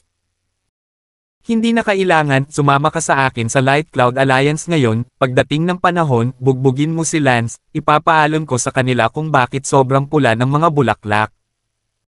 Agad na tinungo ni Zong Chulan ang Light Cloud Alliance. Nang marating ni Zong Chulan ang kalagitnaan, nakasalubong niya ang isang kakilala, si Rosen iyon. Nakita ni Rosen ang galit na mukha ni Zong Chulan at naguguluhan na nagtanong, saan ka pupunta? Walang pumipigil sa akin, lagot ako kay Lance. Lance. Nagulat si Rosen, hahanapin din ni Rosen si Lance, dahil sinabi ni Zong Chulan na ang kanyang dragon ay nasa lugar ni Lance, kaya pumunta siya upang tingnan kung nakabalik na si Lance ngayon, ngunit ginawa niya. Huwag mong asahan na makakaharap ang isang galit na Zong Chulan sa kalagitnaan. Bakit mo pinuntahan si Lance? Itong anak ng asungot, naglakas loob pa siyang magbaba ng kamay para ipaalam sa akin na magdusa ako ng kamatayan, sa tingin mo ba dapat ko siyang paghiwalayin, walang makakapigil sa akin sa pagkakataong ito. So, si Lance ay nasa Flying Cloud Sect. Buti, may dala din ako para sa kanya. Siya. Ano hinahanap mo sa kanya? Tanungin mo siya kung nasaan ang dragon ko. Tapos sabay na tayo.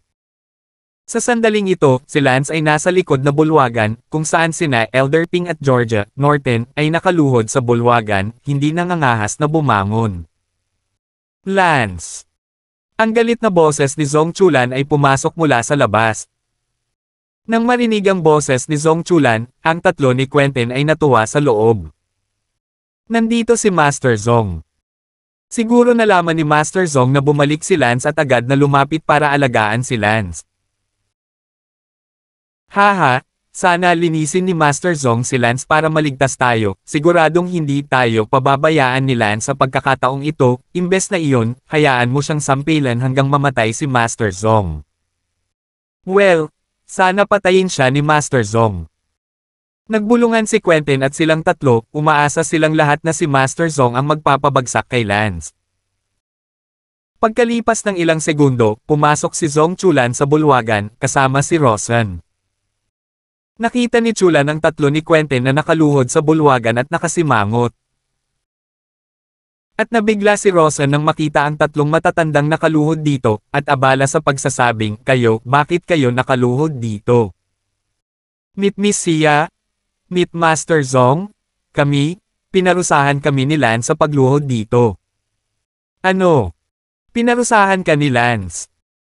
Galit na galit si Rosen, hindi siya sanay sa ganitong bagay, parang sinusubukang i-bully ni Zong Chulan si Helena kagabi at pinigilan niya ito. Kayo, mga elder kayo ng Flying Cloud Sect, bakit kailangan ninyong makinig kay Lance? Galit na tanong ni Rosen. Baxiya he comes from a super big family, we don't dare to offend. Hindi ba napatunayang mali ang kwentong ito ni Zong Chulan? Sige, bumangon na kayo dali, huwag makaapekto sa reputasyon ng Flying Cloud Sect. Sinabi ni Elder Ping, hindi tayo mangangahas, kung tayo ay bumangon, tayo ay mabubugbog ni Lance. Si Lance ay nakatayo sa likurang pinto ng bulwagan, narinig ni Lance ang sinabi ni Elder Ping sa bawat salita. Galit na galit si Lance, hindi man lang niya hinayaang lumuhod si Elder Ping, sila ang lumuhod, ngayon buti na lang na frame nila si Lance para makakuha ng simpatiya. Naglakad si Lance papunta sa bulwagan. Nakita ni Zong Chulan si Lance at Nishan, Lance, nagpakita ka na sa wakas, sa pagkakataong ito makikita ko kung saan ka tatakbo. Ngumuso si Lance, ikaw ba ang basurang iyon Zong Chulan? Ikaw. Galit na galit si Zhong Chulan, hindi inaasahan na maglakas loob siyang magsalita sa mas mataas na tono, na para bang hindi siya natatakot sa kanya kahit kaunti, ganap na naiiba sa kung paano niya naisip si Lance na nanginginig sa takot. Lance, maglakas loob kang mamatay sa harapan ko. Nipatikip si Zhong Chulan sa galit.